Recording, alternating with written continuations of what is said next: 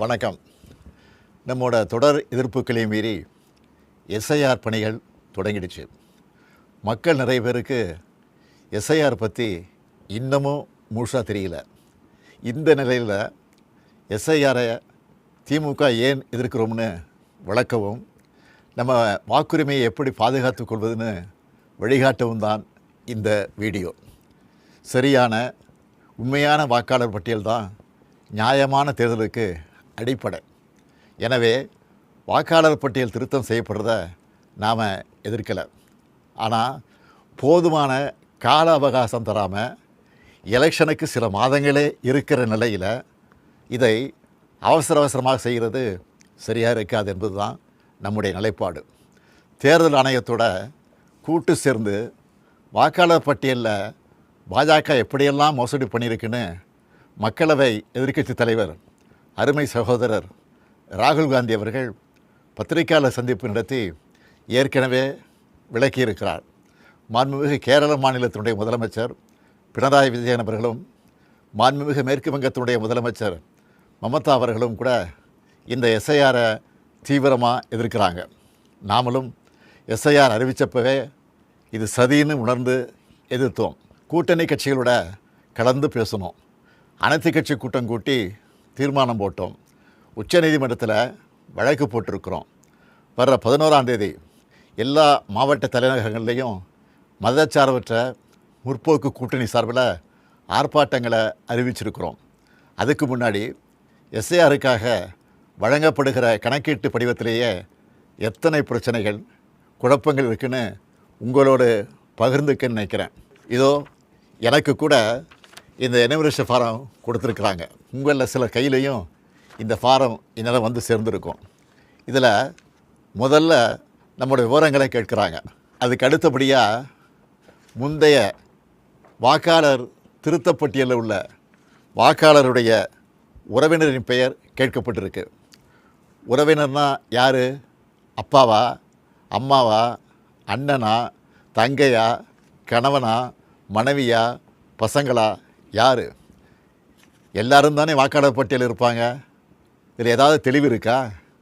வாக்காளருடைய உறவினர் பெயர்னு சொல்லப்பட்டிருக்கக்கூடிய இடத்துல முதல்ல பெயரும் பிறகு வாக்காளரின் புகைப்பட அடையாள அட்டை எண் என்றும் கேட்கப்பட்டிருக்கு. மூன்றாவதாக மீண்டும் உறவினர் பெயர்னு கேட்கப்பட்டிருக்கு. முதல்ல யார் பேரை எழுதணும்? எந்த வாக்காளர் விண்ணப்பிக்கிறாரோ அவர் பெயரா அல்லது உறவினர் பேரா? சின்ன தப்பு இருந்தால் கூட தேர்தல் ஆணையம் அந்த படிவத்தை ஏற்றுக்காமல் வாக்காளர் பட்டியலிருந்து பெயரை நீக்கிற ஆபத்தும் இருக்குது. நினச்சி பார்க்கவே அச்சமாக இருக்குது. நல்லா படித்து அறிவார்ந்த பெரும் பொறுப்புகள் இருக்கக்கூடியவங்க கூட இந்த கணக்கீட்டு படிவத்தை பார்த்தா அவங்களுக்கு தலை சுற்றிடும். இந்த படிவத்தில் வாக்காளரோட புகைப்படத்தை அச்சிட்டு தற்போதைய புகைப்படத்தை ஒட்டணும்னு சொல்லப்பட்டிருக்கு. ஆனால் மாநில தேர்தல் ஆணைய அதிகாரி என்ன சொல்லுகிறார்? உங்களுக்கு விருப்பம் இருந்தால் ஒட்டலாம்னு அரசியல் கட்சிகள் கலந்துக்கிட்ட கூட்டத்தில் சொல்லியிருக்கிறார். இது இன்னொரு இடியாப்பு சிக்கல். ஒருவேளை ஃபோட்டோ ஒட்டலைன்னா என்ன நடக்கும்? வாக்குரிமை பறிக்கப்படுமா படாதா? தொகுதியோட வாக்காளர் பதிவு அதிகாரி, அதாவது இஆர்ஓ கையில் தான் இந்த முடிவு இருக்குது. இவங்க எல்லாரும் ஒரே மாதிரியான முடிவு எடுப்பாங்கன்னு சொல்ல முடியாது. இப்படி முதல் கோணல் முற்றிலும் கோணல் என்ற கதையாக எல்லா இடத்துலையும் குழப்பம்தான். இந்த நிலையில் எதிர்க்கட்சிகளை சேர்ந்த சில அதிமேதாவிகள் இந்த எஸ்ஐஆர் பணியை நடைமுறைப்படுத்துவது மாநில அரசின் பணியாளர்கள் தான், அப்புறம் ஏன் திமுக எதிர்க்கணும்னு புரிதலற்ற உண்மைக்கு புறமான விவரங்களை வச்சு பேசுகிறாங்க. ஒரு பணியாளரை தேர்தல் ஆணையம் தன்னுடைய பணிக்காக எடுத்த நொடியிலிருந்து அவர் தேர்தல் ஆணையத்துக்கு கட்டுப்பட்டு தான் செயல்படுவாரை ஒழிய மாநில அரசோட கட்டுப்பாட்டில் இருக்க மாட்டார். மக்களை திசை திருப்பினா போதும்னு தவறான தகவலை பரப்பக்கூடாது. என்னத்தையாவது பொய்ய சொல்லி எஸ்ஐஆரை எப்படியாவது நடத்திடலாமா, ஏழை எளிய மக்களுடைய வாக்குரிமையை நீக்கிடலாமான்னு எதிர்க்கட்சிகள் நினைப்பது வேதனைக்குரியது. எஸ்ஐஆர் தொடங்க நாளிலிருந்து களத்தில் இருக்கக்கூடிய நம்முடைய கழகத்தினரும் நிறைய பிரச்சனைகளை நம்ம கவனத்துக்கு கொண்டு வந்துட்டுருக்காங்க. பிஎல்ஓக்கள் வர்றதில்லை, வந்தாலும் போதிய அளவு கணக்கீட்டு படிவங்களை கொண்டு வர்றதில்ல. ஒரு நாளைக்கு 30 படிவங்களுக்கு மேலே தர்றதில்ல.